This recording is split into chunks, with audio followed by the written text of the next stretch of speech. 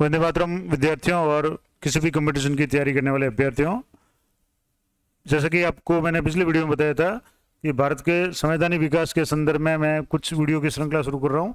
और पिछला यानी जो पहला वीडियो था ये इसका सेकंड पार्ट है। पहले वीडियो में हमने 1600 ईस्वी के राजलेखिया चार्टर, 1773 के रेगुलेटिंग एक्ट और पिट्स इंडिया एक्ट 1784 से संबंधित महत्वपूर्ण जो भी प्रश्न बनते थे उनके बारे में अध्ययन किया था। आज सेकंड पार्ट में इसके आगे के भाग के रूप में इस वीडियो में हम 1786 के अधिनियम, 1793 के चार्टर एक्ट और 1813, 1833 और 1858 के राजलेखिया चार्टर से संबंधित विभिन्न प्रश्नों का अभ्यास करेंगे। और ये प्रश्न विभिन्न प्रतियोगिता परीक्षाओं में किसी न किसी रूप में अवश्य पूछे जाते हैं और स्टेट लेवल के एग्जाम से लेकर नेशनल लेवल के एग्जाम, एसएससी, यूपीएससी, आरपीएससी या अधीनस्थ सेवा बोर्ड, किसी भी एग्जाम में ये प्रश्न पूछे जाते हैं, क्योंकि भारत का संवैधानिक विकास एक महत्वपूर्ण टॉपिक है और हर समय हर एग्जाम में इनसे संबंधित कुछ न कुछ प्रश्न अवश्य पूछे जाते हैं। तो आइए शुरू करते हैं। मैं पहले प्रश्न बताऊंगा, उसके बाद में कुछ सेकंड बाद में उसका आंसर बताऊंगा। आपको अपने दिमाग में सोच के रखना है कि आपको आंसर सही है या नहीं। तो आइए शुरू करते हैं। पहला प्रश्न है, नियंत्रक मंडल के सदस्यों को भारतीय राजस्व से वेतन देने का प्रावधान किस अधिनियम के तहत किया गया था? यानी कि जो ब्रिटिश जब ईस्ट इंडिया कंपनी की स्थापना के बाद जब नियंत्रक मंडल बना था तो उसके सदस्यों को भारतीय राजस्व से वेतन देने का जो प्रावधान है वो किस अधिनियम द्वारा किया गया था? तो ये है 1793 के राजलेखिया चार्टर के तहत इसका प्रावधान किया गया था। नेक्स्ट प्रश्न है, ईसाई मिशनरियों को भारत में धर्म प्रचार की अनुमति कौन सा राजलेख प्रदान करता है? यानी किस चार्टर के द्वारा ईसाई मिशनरियों को भारत में धर्म प्रचार की अनुमति दी गई थी? तो इसका सही आंसर है 1813 का जो राजलेख या चार्टर है उसके द्वारा ईसाई मिशनरियों को भारत में धर्म प्रचार की अनुमति दी गई थी। नेक्स्ट प्रश्न है, 1813 के चार्टर द्वारा भारतीयों की शिक्षा पर व्यय करने के लिए कितनी राशि नियत की गई थी? यानी 1801 तो इसमें ईसाई मिशनरियों को आज्ञा दी गई थी धर्म प्रचार की, इसके अलावा शिक्षा के लिए कुछ राशि नियत की गई थी। तो कितनी राशि नियत की गई थी? तो ये राशि थी 1 लाख रुपए। ये सन 1813 की ईस्वी की बात है। 1 लाख रुपए की जो राशि है वो शिक्षा के लिए भारतीयों के लिए नियत की गई थी। अगला प्रश्न है, भारत में आकर बसने तथा व्यापार करने के लिए अपने आने वाले अंग्रेजों को लाइसेंस लेना किस चार्टर के द्वारा अनिवार्य कर दिया? यानी कौन से चार्टर के द्वारा, यानी कौन से अभिलेख के द्वारा भारत में जो भी अंग्रेज व्यापार करने के लिए आ रहे थे उनके लिए लाइसेंस बनाना जरूर कर दिया।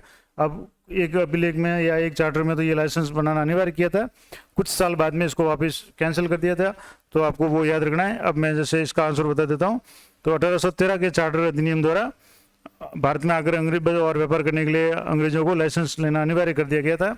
और 1813 के बाद में आगे कब इसको वापस अनिवार्यता हटा दी गई थी वो मैं आगे बताऊंगा। नेक्स्ट प्रश्न है, किस अधिनियम द्वारा गवर्नर जनरल की सदस्यों की संख्या 4 से 3 कर दी गई, जिनमें एक प्रांत का मुख्य सेनापति होना अनिवार्य था? यानी सदस्य संख्या 4 से 3 कर दी गई थी। तो ये था अधिवेशन 1784 का पिट्स इंडिया एक्ट। और नेक्स्ट प्रश्न है, मुख्य सेनापति का गवर्नर जनरल की परिषद का स्वतः ही सदस्य होने का अधिकार कब समाप्त हो गया? इसका आंसर है 1793 के चार्टर अधिनियम द्वारा।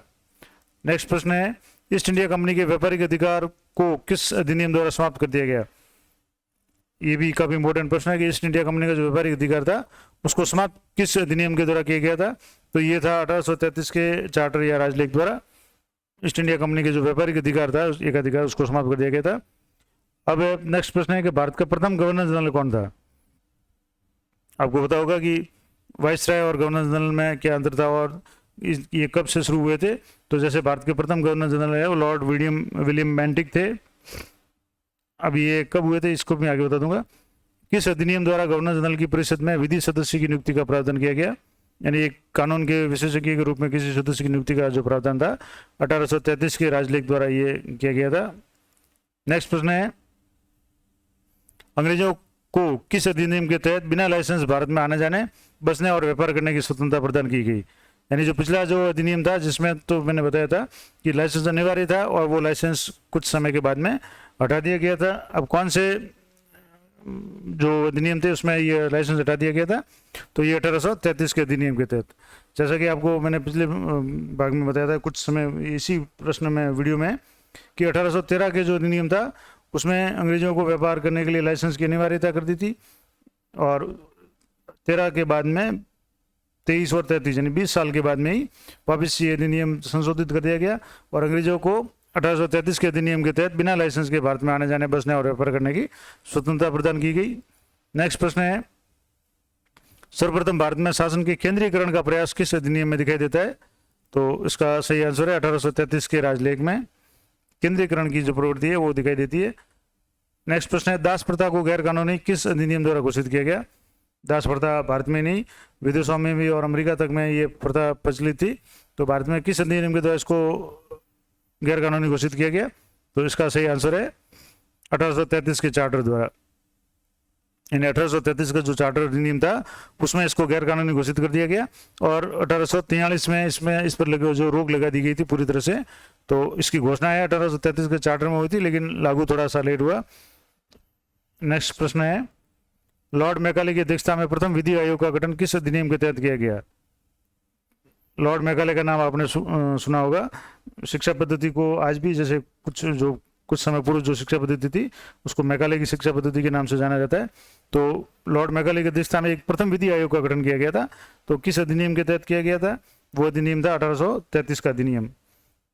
नेक्स्ट प्रश्न है, सती प्रथा का अंत किस गवर्नर जनरल के द्वारा किया गया?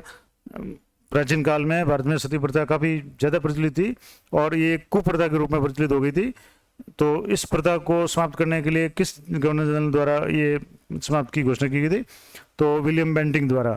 और उन्होंने शारदा एक्ट बनाया था और इसके लिए राजस्थान के एक प्रसिद्ध जो समाजसेवी थे हरविलास शारदा, उनके नाम से ये शारदा एक्ट बनाया गया था, जिसमें लड़कियों और लड़कों के लिए उम्र भी निर्धारित की गई थी और सती प्रथा को पूर्ण रूप से प्रतिबंधित कर दिया गया था।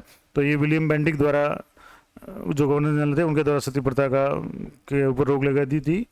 नेक्स्ट प्रश्न है, भारतीय विधान परिषद में क्षेत्रीय प्रतिनिधित्व का सिद्धांत किस राजलेख द्वारा लागू किया गया? यानी भारतीय विधान परिषद में क्षेत्रीय प्रतिनिधित्व, तो इसका सही आंसर है 1853 के राजलेख द्वारा। 1853 का जो चार्टर था उसके द्वारा क्षेत्रीय प्रतिनिधित्व का सिद्धांत है वो लागू किया गया। किस अधिनियम द्वारा भारत के लिए 12 सदस्यीय विधान परिषद की स्थापना करते हुए कार्यपालिकी और विधायिक कर्तव्यों को पृथक कर दिया गया? यानी किस अधिनियम द्वारा जो 12 सदस्यीय विधान परिषद की स्थापना भी की और कार्यपालिका और विधायिका के जो कार्य थे उनको अलग अलग कर दिया गया? तो वो महत्वपूर्ण जो अधिनियम था वो था 1853 का चार्टर अधिनियम। नेक्स्ट प्रश्न है, विधि सदस्य को कब गवर्नर जनरल की कार्यकारिणी का पूर्ण सदस्य बना दिया गया? जैसे कि पिछले प्रश्नों में आपने पढ़ा था कि विधि सदस्य का प्रावधान किया गया था। अब विधि सदस्य को गवर्नर जनरल की कार्यकारिणी का पूर्ण सदस्य है वो कब बनाया था? तो 1853 में बनाया था। नेक्स्ट प्रश्न है, कर्मचारियों की नियुक्ति के लिए प्रतियोगी परीक्षा को आधार किस अधिनियम द्वारा बनाया गया? यानी शुरुआत में जो नियुक्तियां कर्मचारी की होती थी वो सीधे ब्रिटिश सरकार द्वारा होती थी, उसके बाद में प्रतियोगिता परीक्षाओं का जो आधार है वो तय किया गया था। आज भी उसी पैटर्न को अपन फॉलो करते हैं। जैसे विभिन्न प्रकार की जो भी कर्मचारियों के चयन के लिए आज भी प्रतियोगिता परीक्षाएं हैं वो होती है। तो प्रतियोगिता परीक्षाओं के लिए कौन से अधिनियम के किस आधार पर परीक्षा को आधार किस अधिनियम द्वारा बनाया गया? कि 1853 के चार्टर अधिनियम द्वारा कि किसी भी कर्मचारी की नियुक्ति के लिए प्रतियोगिता परीक्षा आयोजन किया जाएगा और एक से अधिक संख्या होने पर या जितने जो वांछित अभ्यर्थी है उनसे ज़्यादा होने पर प्रतियोगिता परीक्षा के द्वारा उनका चयन किया जाएगा। तो ये 1853 के चार्टर अधिनियम द्वारा ये प्रस्ताव किया गया था। नेक्स्ट प्रश्न है, भारत में कंपनी का शासन का अंत किस अधिनियम द्वारा किया गया? यानी आपको पता होगा भारत में ईस्ट इंडिया कंपनी का जो शासन था किस अधिनियम द्वारा उसको समाप्त कर दिया गया? तो ये महत्वपूर्ण जो अधिनियम था 1858 का, यानी 1857 की क्रांति के बाद में भारत पे जो भी शासन का जो अधिकार था वो ईस्ट इंडिया कंपनी की से हाथों से लेकर के ब्रिटिश सरकार ने या ब्रिटिश जो साम्राज्य थी उनके नेतृत्व में चला गया था, उनके हाथों में चला गया था।